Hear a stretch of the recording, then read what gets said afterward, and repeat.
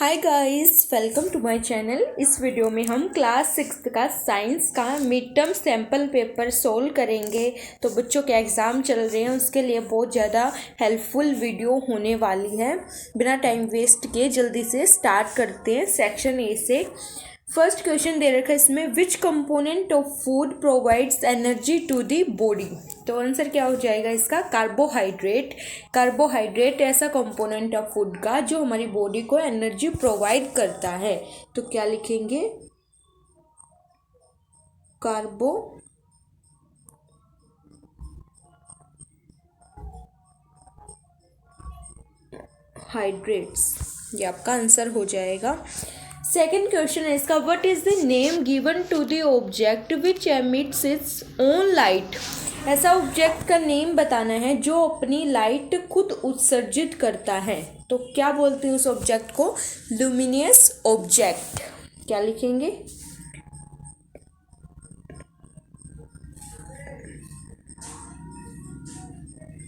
Luminous object.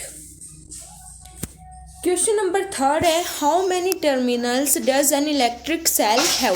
Electric cell में कितने terminals होते हैं? तो 2 टर्मिनल्स होते हैं। इसका आप नेम भी लिख सकते हो, positive and negative terminal. Question number fourth है, deficiency of vitamin C causes a disease known as. Vitamin C की कमी में कौन सी डिजीज होती है? तो कौन सी होती है? स्कर्वी। SCURVY, स्कर्वी डिजीज होती है। फिफ्थ क्वेश्चन है, light travels in A dash line. कैसे लाइन में ट्रेवल करती है light? Straight line. Light travels in a straight line. Light travels in a straight line. Question number 6 है, give one example each of a conductor and an insulator. Conductor और insulator का example देना आपको। तो सबसे पहले आपको पता होना चाहिए इनको बोलते, इनका मतलब क्या होता है। तो कंडक्टर वो होता है जिसमें से इलेक्ट्रिसिटी पास हो सकती है, और इंसुलेटर क्या होता है जिसमें से इलेक्ट्रिसिटी पास नहीं हो सकती। एग्जाम्पल देना आपको। कंडक्टर का एग्जाम्पल क्या हो जाएगा? Copper gold. कंडक्टर का क्या हो जाएगा? कॉपर गोल्ड कंडक्टर का एग्जाम्पल हो जाएगा। और इंसुलेटर का एग्जाम्पल क्या होगा? नीचे लिख दे रही हूँ मैं। इंसुलेटर का क्या होगा? रबर और वुड। ये इंसुलेटर का एग्जाम्पल हो जाएगा। प्लास्टिक भी हो सकता है, तो आपको एक लिखना, आप लिख सकते हो इसको। सेवंथ है, show the direction of current in the given electric circuit. Electric circuit दे रखा है, इसमें आपको करंट की डायरेक्शन शो करनी है। तो आपको पता होगा करंट कौन से डायरेक्शन में जाता है? पॉजिटिव से नेगेटिव की तरफ जाता है। तो ये पॉजिटिव का साइन और ये नेगेटिव का। तो पॉजिटिव से ये ऐसे चलेगा, फिर ये यहाँ से होके नेगेटिव की तरफ जाएगा। तो यहाँ से पॉजिटिव से यहाँ नेगेटिव की तरफ जाएगा। तो ये इसकी डायरेक्शन होगी। क्वेश्चन नंबर 8 है, which vitamin is required for maintaining good eyesight. अच्छी आईसाइट बनाने के लिए कौन से विटामिन की जरूरत होती है? तो इसका आंसर क्या होगा? Vitamin A. Vitamin A is required for maintaining good eyesight. 9th question है, never ever look directly at the sun. क्या है? हमें डायरेक्टली सन की तरफ नहीं देखना चाहिए कभी भी। तो ट्रू फॉल्स बताना इसमें आपने। तो क्या होगा इसका? ट्रू होगा। आपको डायरेक्टली सन की तरफ नहीं देखना चाहिए, क्योंकि आप सीधा सन की तरफ देखोगे तो उसकी जो लाइट है वो आपकी आंखों पर बुरा इफेक्ट डालेगी, जिससे आपकी आंखें खराब भी हो सकते हैं। तो आपको डायरेक्टली सन की तरफ नहीं देखना चाहिए। 10th क्वेश्चन है, शेडो इज ऑब्टेन्ड ओनली है। शेडो कहाँ ऑब्टेन करती है? स्क्रीन पर। Shadow is obtained only on a screen. 11th question है इसका, from where does an electric cell produce electricity. Electric cell कहाँ से इलेक्ट्रिसिटी प्रोड्यूस करता है? From chemical energy. क्या होगा इसका आंसर? फ्रॉम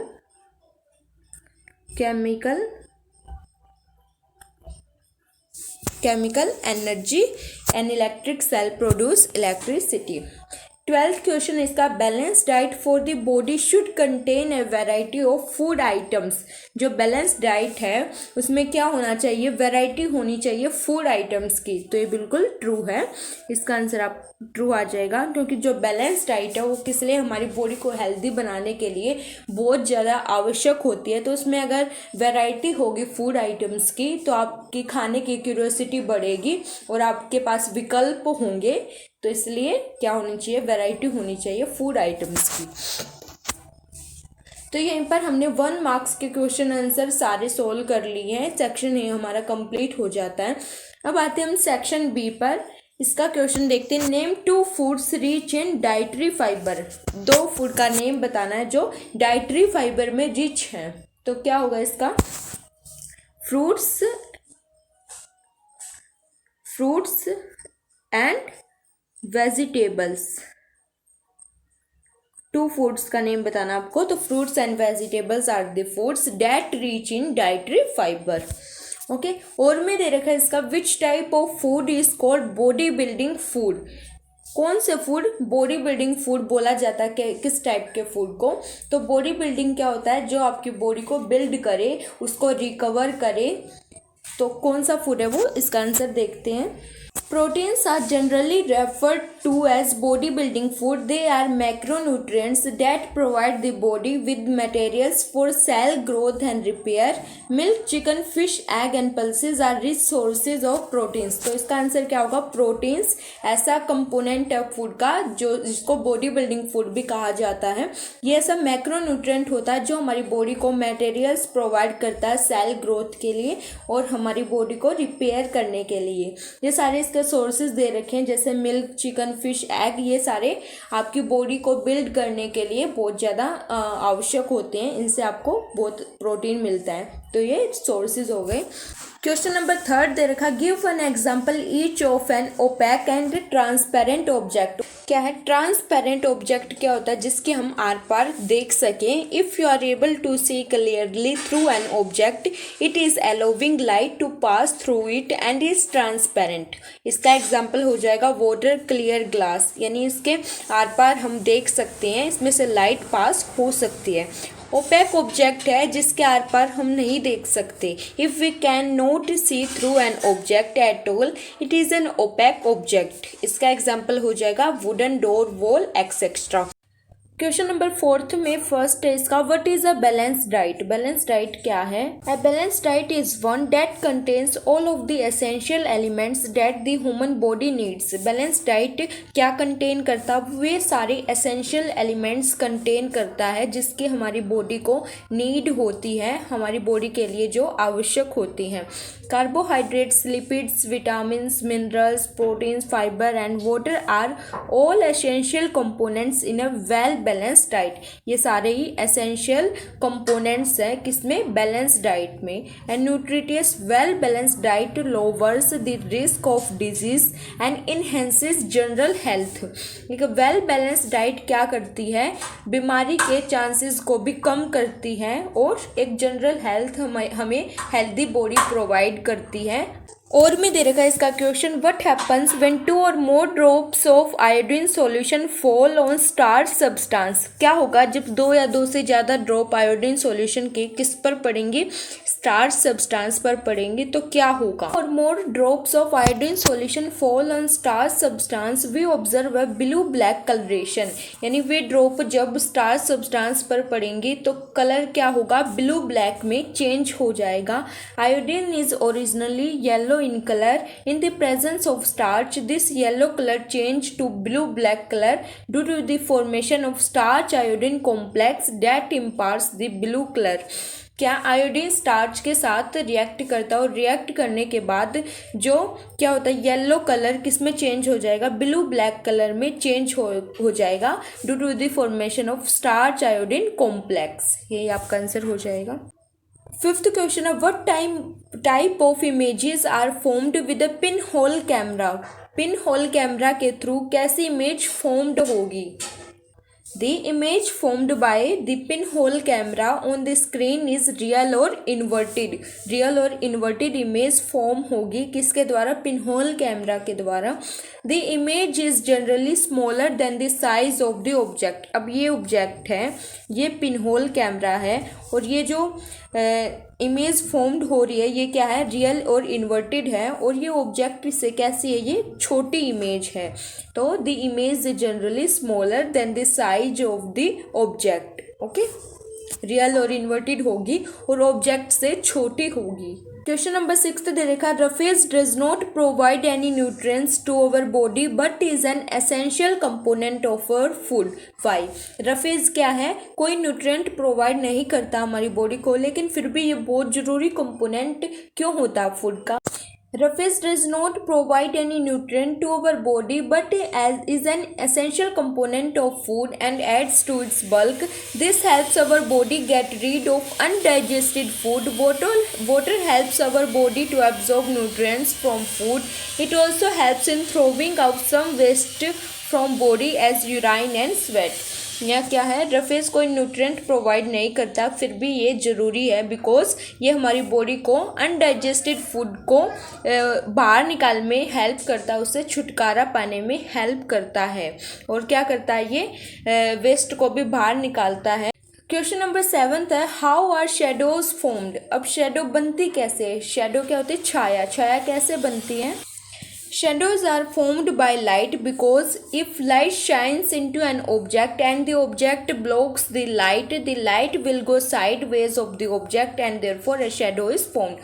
क्या है? shadow किससे बनती है? formed by light because जब वो light object पर पड़ती है और वो object क्या कर देता है? light को block कर देता है, तो वो light को भी तो जगह बनानी है ना अपनी, तो वो light क्या करते हैं? उसके sideways से चली जाती है, यानी उससे टकरा कर दूसरी तरफ चली जाती है, तो वो क्या बन जाती है? उसकी शेडो बन जाती है. ऐसे लाइट के थ्रू शेडो फॉर्म्ड हो जाती है. Okay, why is the moon not considered as a luminous body.